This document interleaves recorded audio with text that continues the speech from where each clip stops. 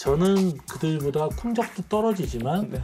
요거를 좀 과대 포장할 수 있는 하나 역사상 가장 잘못된 계약으로 그러면서 3년 연속 정상급 세더맨으로 뭐 야구 인생이 평탄하게 흘러갔습니다. 선수 생활 때 정말 별다른 사건 사고가 없으셨는데 99년에 딱 한 번 큰 사건이 있어요. 로마이어 빈볼 사건. 네. 이 사건에 대해서 좀 이야기해 주세요. 그때 로마이어가 좀 상대 팀에 자극하는 행동들을 좀 많이 해요. 그리고 또 그때 99년도면 하나가 우승할 때고. 그날 시합을 하는데 모르겠어. 제가 나갔는데 분위기가 안 좋은 거예요. 그 전에 지고 있고. 그래서 그때는 이제 뭐 일부러 벤치에서 마치라는 사인들 많이 나왔잖아요. 그 옛날 야구 할 때는. 네. 그때 보니까 선두 타자가 장종훈. 그 다음 타자가 로마이어. 그 다음 타자가 누군지 모르겠어요. 5번 타자도 잘 치는데 선두 타자를 맞추라는 거예요. 근데 제가 장종훈 선배가 되게 친했거든요. 맞출 것 같으면 뒤에 타자를 맞추는 게 낫지 않을까? 종훈이 형은 또 어색하기 싫으니까. 그래서 로마이어 나왔길래 던졌는데 딱 맞았어요. 맞았는데 처음에는 아무렇지 않게 걸어 나가다 한 5m 지나갔는데 조금 따끔했나 봐. 마운드로 막 뛰어오는 거예요. 그래서 뭐 오케이 그래서 뭐 붙었죠. 그리고 나서 이제 퇴장 당한 거죠. 퇴장 나가고 나중에 하나 벤치 와서 미안하다 뭐 사과도 하고. 근데 재밌는 건 로마이어가 우리 팀에 오게 됐잖아. 그 이후에 인마가 왔는데 나하고 인사도 안 하는 거예요. 눈도 안 마주치고. 내가 LG 터줏대감 있다. 네? 똥개도 자기 집 앞에서 50% 먹고 그러는데 혼났죠 저한테. 뭐 하는 놈이냐. 자기는 그 앙금이 있었던 거죠. 최초였죠 제가 그 맞춘 거는. 그리고 저를 잘 안 맞춥니다. 맞아도 뭐 티도 안 나서. 이 사람이 던졌는데 맞고 좀 괴로워하고 해야 뭐 볼에 힘도 있다고 느껴지지. 맞았는데 타자 괜찮아 하고 나가보세요. 자존심 되게 상합니다. 맞추는 거 좀 잘 못 본 것 같아요. 진짜. 근데 몸쪽 공은 진짜 잘 던지셨어요. 그렇죠. 이제 아니 그러니까 이제 일반적으로 던져서는 타자를 이기기가 어려우니까 뭔가 자꾸 변칙을 좀 줘야 되잖아요. 그래서 공의 방향도 한번 틀어보고 슬라이더도 던지고 아니면 반대로 투심도 던져보고 이런 걸 이제 생각하다 보니까 그랬는데 그때 그게 운동량이 뒷받침이 되니까 이 공이 되는 거예요. 일단 하반신이 튼튼하게 안정이 되니까 제구가 좋아지잖아요. 그러니까 제구가 잘 되니까 경기 나가서 연타를 잘 안 맞아요. 실투가 없으니까. 야구 재밌는 거 나가서 안타를 맞고 그다음에 투심을 던져 땅 버리면 병살되고 어느 때 같은 경우는 일부러 볼넷 내고 병살 잡고 막 이런 기분 있잖아요. 오락야구. 그런 거. 막 그런 것도 하고 싶고 왜 워낙 떨어지는 볼을 잘 던진다고 생각하니까. 그냥 그때는 연습이 많으니까 되는데 연습을 안 하니까 그 떨어지는 게 이제 안 떨어져요. 그냥 가니까 그때부터 이제 맞기 시작하지. 근데 97세이브도 했던데요? 11승. 아니 그건 이상훈이 연투에서 힘들다고. 잠시 쉬실 때. 이틀 던졌는데 상훈이 무리하면 안 되니까 네가 나가라 해가지고 어쩔 수 없이 끝까지 던지니까 세이브 되는 거 있잖아요. 그런 경우죠. 그래서 7세이브 마무리도 같이 하셨나? 아니 그건 아니고요. 그리고 2000년 구원 투수 최초로 연봉 1억 반열에 올랐습니다. 지금으로 치면 이건 어느 정도 가치라고 좀 봐야 되나요? 제가 1억 받을 때 26번째인가? 프로 선수 중에서 역대? 근데 과분하게 받은 거예요, 사실. LG에서 많이 그 중간계투 인정을 많이 해주셨고 다른 사람과는 달리 협상에 자신이 좀 있었고 협상에 그러다 보니까 좋은 대우를 받은 거지. 사실은 중간계투 하면은 지금 SK로 간 조웅천 선수 그다음에 작년까지 저희 팀에 있었던 김현욱 선수가 저보다는 월등히 나요. 근데 그들은 말이 좀 어눌해요. 자기 생각을 잘 표현하는데 조금 미숙한 면이 있었고 그 당시에 저는 그들보다 구위도 떨어지고 성적도 떨어지지만 요거를 좀 과대 포장할 수 있는 스킬이 좀 있었고요. 그 차이에서 제가 먼저 받은 거지. 정말 냉정하게 실력으로 따지면 그 두 분이 저보다 월등히 앞섭니다. 만약에 그 지금 단장이신 차명석 단장께서 97년에 선수였던 차명석 선수에게 연봉 협상을 해서 연봉을 준다면 얼마 정도를 줄 수 있다고 생각하세요? 아니 그때 이제 IMF가 터졌어요. 97년도에. IMF. 정말 연봉이 많이 올라갈 수 있는데 IMF를 안 된대요. 내가 IMF를 만든 것도 아닌데 나한테 안 된대. IMF 때문에. 난 IMF가 뭔지도 몰랐어 그때. 근데 그 당시 성적을 보면은 많이 줘야 되는 건 맞아요. 저도 만약에 단장으로서 그런 성적을 올렸다? 야, 얘 꽤 많이 줘야 되겠다. 그런 생각이 들죠. 이 정도면 한 어느 정도 지금에서 한 지금 만약에 정우영 선수가 그 당시 제가 했던 고가 1위를 받았다. 지금 신인 연봉이 3천이잖아요. 그럼 저희 고가표로 보면은 최소한 한 1억 2, 3천은 줘야 돼요. 근데 이제 그렇게 주기가 어려운 게 첫 해고 아니고 뭐 나이도 있고 그다음에 누적 고가도 있고 막 여러 가지가 있거든요.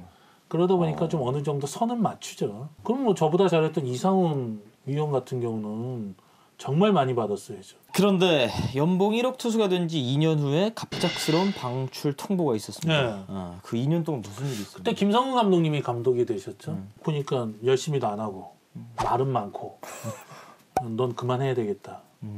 그래서 뭐 그만뒀는데 사실 다른 팀을 갈 줄 알았어요. 근데 못 갔어요. 연봉이 비싸서. 그리고 내가 연봉을 낮추려고 그랬거든요. 낮춰서 가면 되잖아요. 물어보질 않아요. 그래서 그냥 여기까지인가 보다 하고 이제 그만뒀죠. 그만두고 이제 뭘 해야 되나. 그때 아마추어에서 감독 제의도 받았었거든요. 33세 감독 제의 받았으면 꽤 일찍 받은 건데 그것도 안 가고 공부를 좀 해야 되겠다. 공부. 무슨 공부를 해야 되냐. 일단 책부터 좀 읽자. 그래서 기다렸는데 그때는 MBC ESPN이었죠. 네. 우리 여의도에서 있을 때 거기서 이제 MLB 해설 한번 하자 그래가지고 예. 지금 센터장인 이상인 PD가 저를 면접 봤죠. 면접을 보고 신승대 팀장이 제 파트너였고 예. 그러니까 저도 면접이고 제가 볼 땐 신승대도 면접이었어요. 지금은 반대로 선수들의 방출을 결정해야 되는 사람이 되신 거잖아요. 예. 본인이 방출을 경험해 보셨는데 어떤 느낌인가요? 가장 힘듭니다. 단장이 돼서 뭐가 힘듭니까 물어볼 때가 저는 초지가 딱 한마디만 해요. 웃어야 된다는 점. 속은 지금 울고 싶은데 단장이 되면 웃어줘야 돼요. 그래야 프런트가 단장 눈치 안 보고 유기적으로 움직이거든요. 계속 격려해줘야 되고 선수들. 근데 선수를 내보낸다는 거는 그 사람한테는 인생의 큰 전환점이 될 수 있잖아요. 그래서 내보낼 때 저희가 어쩔 수 없이 11명이 매년 들어오면 11명이 나가야 되는 구조예요. 선수들이. 그래서 결정할 때만큼 정말 힘든 적이 없어요. 근데 결정은 해야 돼요. 그래서 제가 느낀 건 결정할 수 있어서 힘들어요.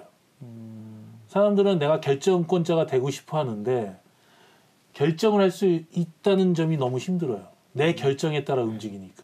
그래서 방출 선수들 볼 때마다 제가 예전에 겪었던 그 마음이 있어서 최대한 예우를 갖춰서 얘기를 합니다. 그래도 그들은 욕을 할 거예요. 기회를 더 안 줬다고. 그래도 어쩔 수가 없어요. 프로기 때문에. 단장님은 또 결혼식을 앞둔 상태에서 방출. 저는 오전에 결혼 발표하고 오후에 방출 발표 났어요. 왜 나한테만 그런? 네, 저는 그랬어요. 저는 방출 통보를 예비군 훈련 받다가 전화로 받았어요. 그것도 사격 시간에. 무서워. 총을 들고 있는 사람한테 방출 통보를 받았고 제 손에는 탄환이 6발이 있었어요.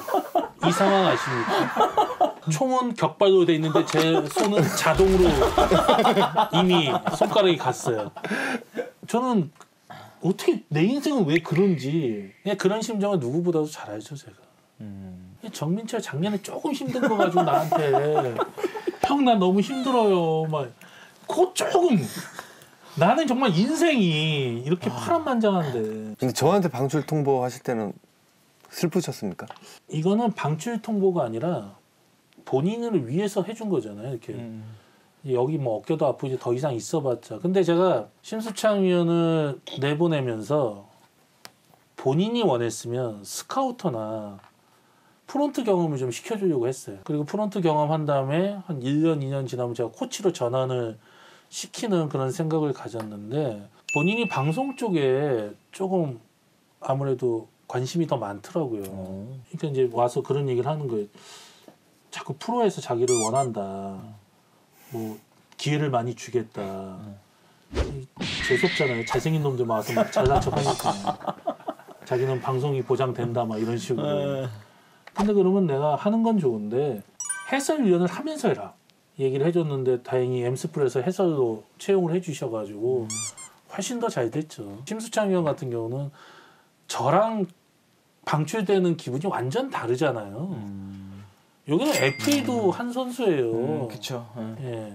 하나 역사상 가장 잘못된 계약으로 지금 해자 계약입니다. 해자 계약. 절대로 심수창 위원을 폄훼하는 게 아니라 그쪽 프론트 그런 얘기를 했다 이거죠. 해자 계약입니다. 해자 계약. 그리고 어찌됐건 마지막을 자기가 입단한 팀에서 마무리하셨고. 결혼도 하고 은퇴를 했으니까 저랑은 좀 다르죠. 코치 생활을 하시면서 2년 차에 심창 위원이 입단을 했어요. 처음 본 신인 심수창은 어땠나요? 깜짝 놀랐습니다. 일단 인물이 그때도 뽀 있거든요. 구리구장에 웨이트장에 갔는데 인사를 하더라고요. 근데 너무 잘생긴 거예요, 애가. 그래서 야, 너 신인이냐 그랬더니 신인 뭐 한양대학교 나온 심수창입니다. 근데 국가대표도 했대요. 야, 너 잘하겠다. 너 야구 잘하면 정말 인기 많겠다.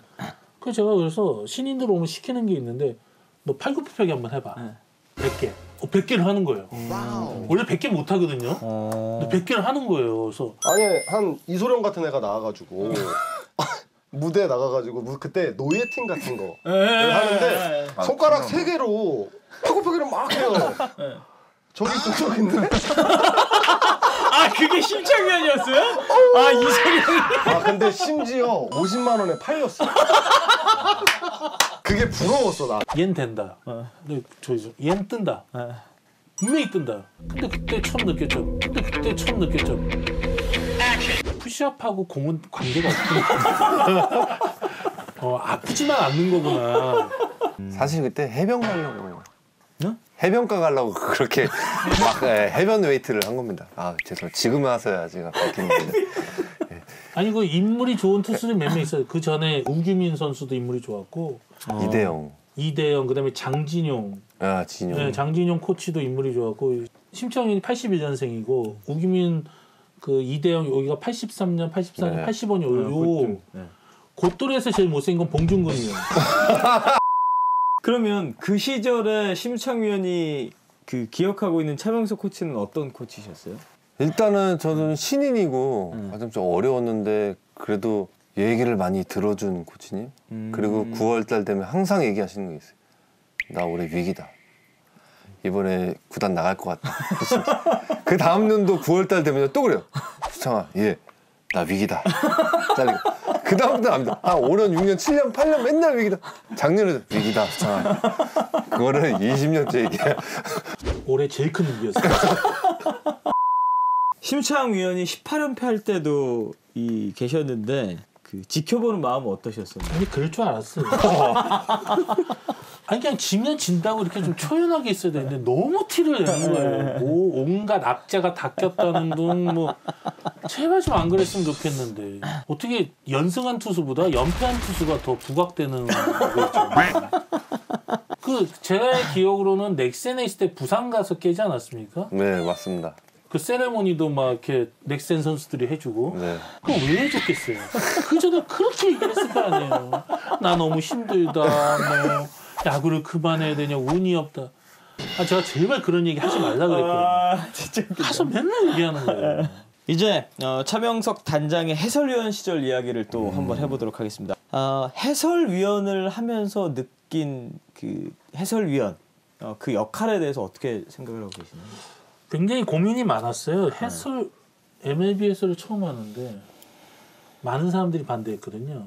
일단 선수를 모릅니다. MLB. 그 당시에는 자료 찾기도 훨씬 자료도 없어요. 어려웠어요. 자료도 없고 지금보다 기록원도 없고 그 MLB 사이트는 다 영어잖아요. 거기다 컴퓨터도 제가 할 줄 몰랐고 근데 정말 맨 땅에 헤딩하듯이 야구인데 이건 야구 얘기하면 되지 않나 했다가 막 눈앞이 깜깜했죠. 왜냐면 기본적으로 외국인 선수 이름은 알아야 되는데 이름은 외워도 얼굴하고 매치가 돼야 되잖아요.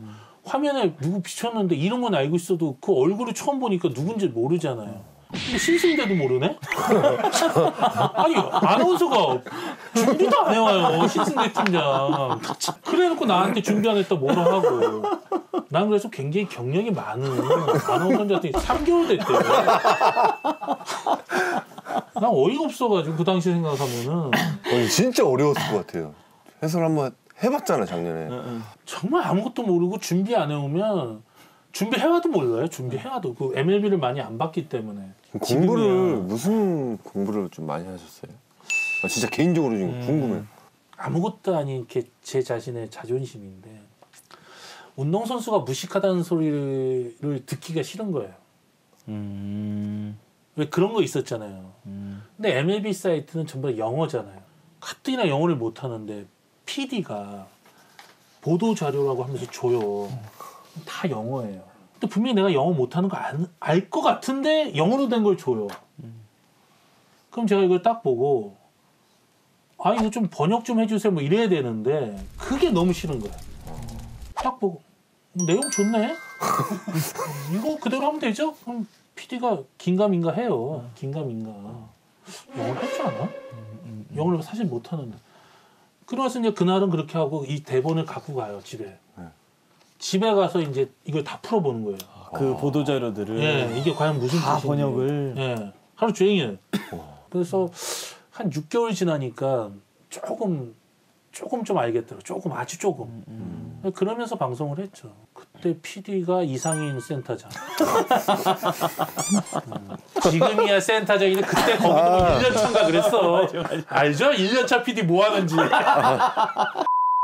또 차명석 그 단장께서 해설위원 시절에 에피소드도 많았어요. 현장에 답사 가셨다가 현장에서 전화로 중계하신 적도 있지 않아요? 아니, 갑자기? MLB 방송하다가 월드 시리즈를 정말 가고 싶은데 안 보내주는 거예요. 그래서 내가 가겠다 알아서. 그래서 내가 비행기 티켓 끊고 갔어요. 애너하임 구장 갔는데 연락이 왔어요 회사에서. 네. 거기서 좀 중계를 해보래요. 상황에서. 아니 보내주지는 않으면서 나보고 하라는 거예요. 이게 말이 됩니까? 아니 그래가지고 또 애너하임 구장 그 꼭대기 가니까 전화기가 있어요. 공중전화. 그때 핸드폰도 없을 때인데. 그래가지고 그 커러 한 이만큼 바꿨죠. 미국 동전. 그걸 계속 넣으면서 그걸 동전값 왜 안 주는 거야 여태까지. 진짜요 이거? 지금 생각하니까 또 열받네. 그걸로 계속 거기서 뭐 상황이 이렇다 여기 구장 분위기가 어떻다 이걸 또 오프닝에 또 다 했죠. 소름. 그때가 2002년도잖아요. 그러니까 월드컵하고 딱 맞물릴 때거든. 월드컵 끝나고. 그래서 그때 제가 표현을 뭐냐면 마치 월드컵을 미국에서 또 보는 듯한 느낌이다. 월드 시리즈인데. 그 막 주차장 가서 막 이렇게 고기 굽고 막 그 주차장 안에서 뭐 바베큐 파티하고 이런 얘기를 막 했죠. 지금 생각하니까 말도 안 되는 거 진짜 말도 안 된다. 와 전화로. 이거 갑질이죠 갑질 솔직히.